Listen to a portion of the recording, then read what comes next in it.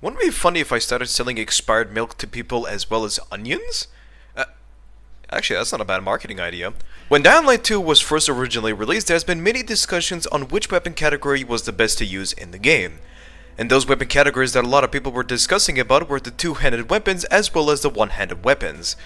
And today I will be talking about their positives as well as their negatives and the differences between them. A small trivia before we talk about the weapons is the fact that back when Dying Light 2 was first originally released, two-handed weapons were considered to be one of the worst weapon categories in the game, mainly due to one reason, and it is the fact that they were unable to be upgraded whatsoever.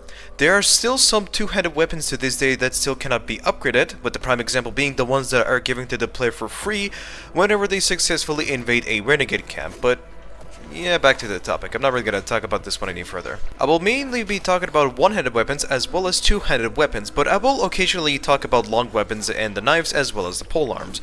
But mainly I'm going to be talking about one-handed weapons and two-handed weapons, so there's no bit of confusion here and there. But firstly, let's talk about the one-handed weapons and the differences between them, and as well as the pros and cons. One-handed weapons are an extremely powerful weapon category that practices on dealing high amounts of damage in a shorter period. They are mainly effective against small groups of enemies and on singular targets. Now let's talk about the different types of one-handed weapons and their differences between them. Firstly, the one-handed axes usually have a much more higher base damage amongst the rest of the one-handed family. However, they have the slowest swinging speed than the rest of the one-handed family category. But because it has a much more higher base damage than the rest of the one-handed weapon family, it means it is able to instantly decapitate or instantly cut off an enemy's body part much more easily. I know I sound tired, but shut up. One-handed sticks are sort of in the middle ground between the one-handed family. They deal slightly less damage than the axes, but deal slightly either higher or lower damage than the machetes, depending on the core stat of the one-handed stick as well as their passive skills that they have. Their swinging speed is significantly slower than the machete, but is slightly faster than the axe itself, and because the one-handed stick is a blunt weapon, it has a much more higher chance of stunning enemies, allowing you to perform executions much more easily.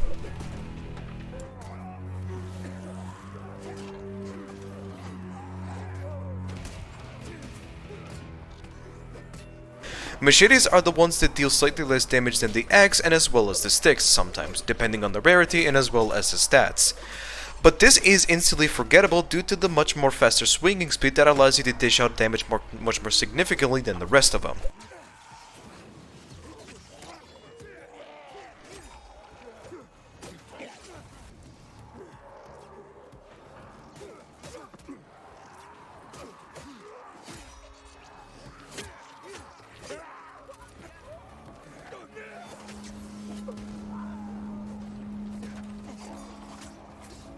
The knives are a more interesting one in the family, because they have the fastest swinging speed in the game, but have a special ability where they're unable to be bouncing off an enemy whenever you hit them. But the problem about them is they deal significantly less damage than the entirety of the one-handed family, as well as only having one weapon modification slot. Like I said previously, the one thing I need to note about the knife is the fact that it is the only one-handed weapon in the family that is unable to bounce off enemy whatsoever, like I previously said, whenever you perform an attack. Normally when you attack an enemy with a one-handed weapon, they usually bounce off of enemies that prevents you to be able to hit multiple targets at once. But this does not apply to the knife since it is able to hit multiple targets with one swing. But because the knife has a much more shorter range than the one-handed weapons, it can somewhat put you in a risky situation where you're too close for comfort to the enemy and it makes it easier for them to hit you. Because unlike two-handed weapons, the knife does not stagger the enemies much more easily. The main positive aspect about the one-handed weapon family is their fast swinging speed. This fast swinging speed allows you to dish out much more damage much more easily in a much more frequent pace.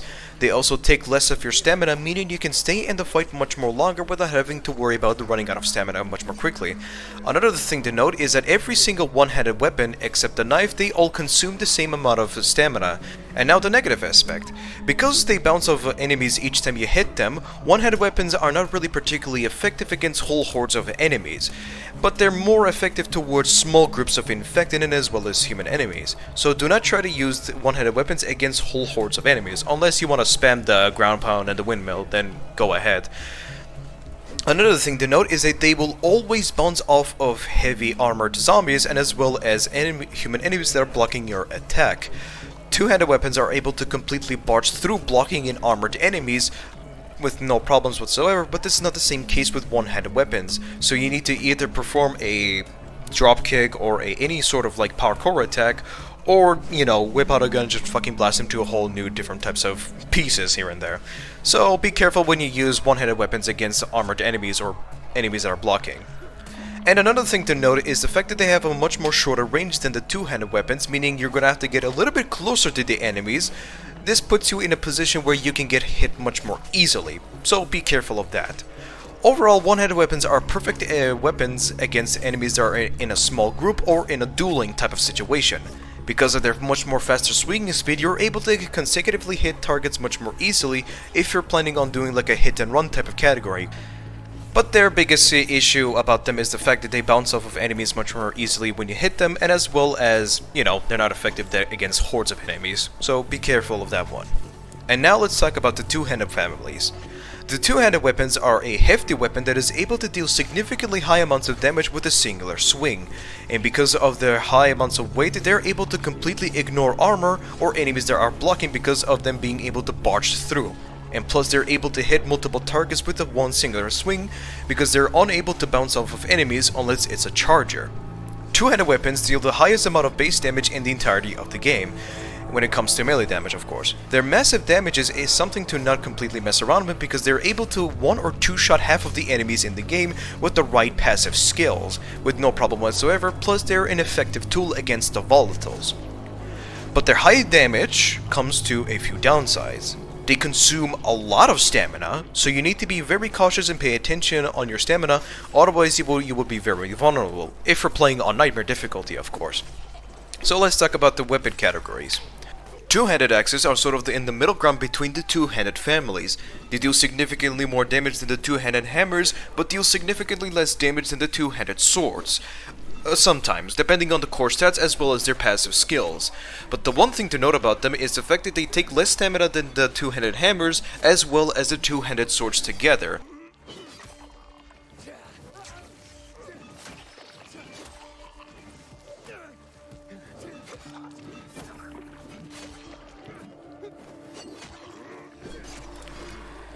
Two-handed swords have the highest amounts of base damage in the entirety of the game, when it comes to melee damage of course. Their massive high base damage is something to not mess around with because they're able to either one or two shot half of the enemies in the game with no problem whatsoever. Plus they're an extremely effective tool against the volatiles because of their significantly high base damage. You're able to kill volatiles in a much more quicker pace. But because they're high... their high damage comes to a few downsides. Number one being that they consume a lot of stamina, so you need to be very cautious and pay attention on your stamina, otherwise you will be extremely vulnerable. If you're playing on Nightmare difficulty, of course. But it does not consume the same amount of stamina as the two-handed hammers, but we will talk into that a little bit. They're sort of in the middle ground when it comes to stamina consumption. And yeah. Two-handed hammers deal the lowest amount of damage than the other two-handed families and consume the most amount of stamina. But because they're a blunt weapon, this makes it easier for you to stun enemies much more easily, allowing you to perform executions much more quicker and gain infinite stamina for a short duration. For some of you that don't know, whenever you finish an execution, you briefly gain infinite stamina. So this is perfect for two-handed hammers because of their huge amounts of stamina consumptions.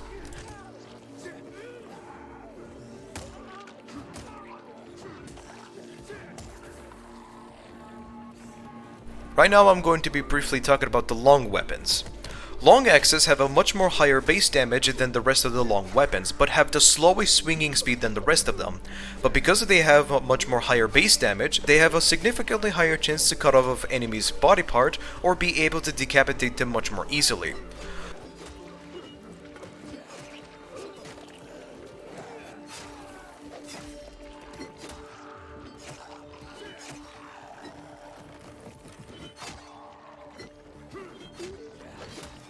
Long swords are in the middle ground of the family, dealing higher damage than the long sticks but less damage than the long axes. But they have a faster swinging speed than the axe but slightly slower than the long sticks. Then there's really not much else to talk about.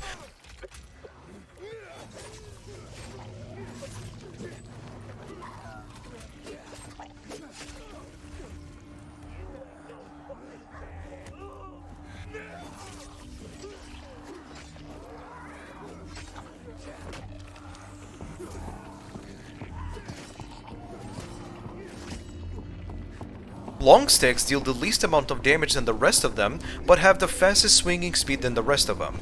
And because they're a blunt weapon, they are able to stun enemies much more easily and allows you to perform executions much easily. When it comes to stamina consumptions, they consume the same amount. I didn't really notice anything different when I was using all three of them, so keep that one in mind. The purpose of the long weapons are sort of a lighter alternative to the two-handed weapons. They have a slightly longer range than the two-handed weapons and have a much more faster swinging speed, although they're able to bounce off of enemies, but not as often as one-handed weapons, so keep that in mind. They deal good amount of damage. They're able to two-shot a lot of enemies if you have gotten the right passive skills, but they're not really that much of a pain train like the two-handed weapon does. Right now, let's get into the polearms. Polearms are an interesting weapon category because they deal higher damage than every long weapon, but deal slightly less damage than the two-handed weapons, and they consume a lot of stamina. Like, these will leave you dry after like 4 swings, but they will swing slightly faster than the two-handed weapons. It is kind of strange the fact that they consume more stamina than the two-handed weapons, but you know, I'm not really going to question that one. Polearms are an odd mixture of long weapons and two-handed weapons together. They have the longest melee range than any melee weapon in the game, at least that's what I noticed, and they're able to hit multiple targets with one singular swing, because they share the same passive ability as two-handed weapons where they're able to hit multiple targets without having to bounce off much more easily, unless it's a charger. But because of their huge stamina cost, it will lead you very dry with 4 swings, like I previously said. They're an extremely powerful tool to kill hordes of enemies, because they swing faster than two-handed weapons, but the problem about the polearm is, like I said, their huge stamina consumption. But if you're able to grab a polearm with his stamina regeneration on quick attacks, then you got a melee weapon that is literally the best at clearing hordes of enemies with ease, and they're maybe even better than two-handed weapons. Excuse me. Now, let's talk about the pros and cons on each of the weapons. Firstly, let's talk about the pros of the two-handed weapons as well as the cons.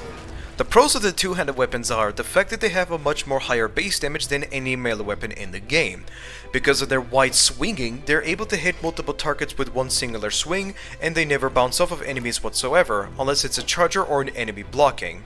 Attacking an enemy that is blocking your attack will be completely cocked over entirely because you will barge through them and stun them for a long period, and sometimes you're able to execute them much more easily. They're able to stun and stagger enemies much more easily, and because of their higher base damage, they're able to cut off a body part of an enemy or instantly decapitate them with no probable cause whatsoever.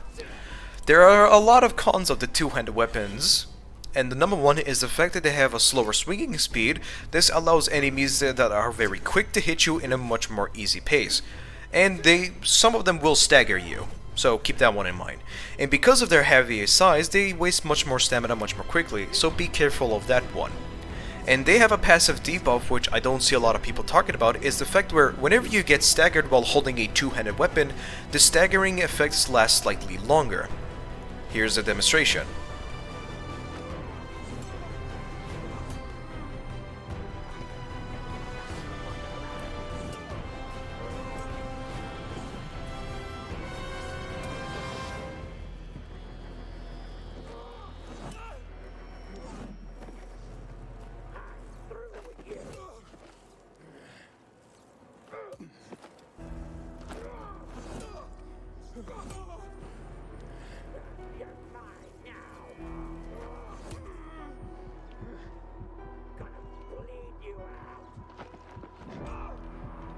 And now let's talk about the pros and cons of the one-handed weapons, which there really isn't much.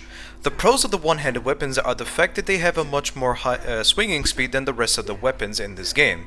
They consume a lot less stamina, allowing you to stay in a fight much more longer without having to worry about running out of stamina. You're also able to perform power attacks, windmill attacks, and ground pound attacks much more frequently. The cons of the weapons are the fact that they bounce off of enemies much more frequently when you hit them.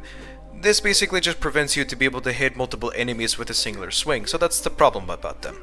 They have a much more shorter range than the two-handed weapons, meaning you're gonna have to get much more closer to them. This puts you in a slightly vulnerable position where enemies are able to hit you much more easily. and they're somewhat weak against enemies that are like constantly blocking your attacks, or towards enemies that are heavily armored. And that's pretty much it about them. There's really not much else to talk about. But let's briefly talk about the weapon modifications before I talk about the differences between the two and my personal opinion on them. The power modifications that require you to hit enemies to charge an elemental effect is somewhat weak on two-handed weapons, because they take a lot more stamina when you swing normally, and performing a power attack requires a lot more stamina. But this is not entirely a bad modification on two-handed weapons whatsoever, because you hit a lot of enemies with a single swing, and it does charge it a lot more quicker. So if you have a two-handed weapon with the stamina regeneration on quick attacks skill, then use it, but otherwise I'd advise to not really use it. That's pretty much all I can say about it. When it comes to one-handed weapons, it is extremely effective because of their faster swinging speed. Plus you're able to charge them much more quickly, and because performing a power attack is faster and as well as costing less stamina, meaning you're able to use it much more easily and just spam it without any problems whatsoever. This also somewhat applies to long weapons. Crit modifications are extremely effective on two-handed weapons because it is able to activate on multiple enemies with a singular swing, and that is if it activates, of course. It is also effective on one-handed weapons despite not being able to hit multiple targets more often, but because of its faster swinging speed it is able to activate much more frequently. The blast modifications on two-handed weapons are okay, to say the least. Usually with long weapons, and as well as one-handed weapons, you're able to spread it out to other enemies because it has a short period timer before it instantly deactivates. And it instantly activates, unlike the two-handed weapons. But with two-handed weapons and polearms, there's a slight delay before it shoots out entirely, and it doesn't really spread out that often like the long weapons and as well as the one-handed weapons. Instead, what you have to do is flick at the perfect timing when it shoots out in order to spread it out much more easily. One thing to note about the blast modifications on two-handed weapons is if you get hit while performing a blast attack, it will completely cancel it entirely, so be careful when you use it. What I essentially mean is, when the animation starts, when Aiden tries to shoot it out and you get hit and staggered, it will completely cancel it, and this prevents you from being able to use it again. You're gonna have to wait for it to recharge again. While it isn't the best at spreading to multiple targets, it is still effective on two-handed weapons nonetheless. Like I said previously, the blast modifications are perfect for one-handed weapons and as well as long weapons because they're able to spread to other enemies more easily and it instantly activates. And that's pretty much it, all I can say.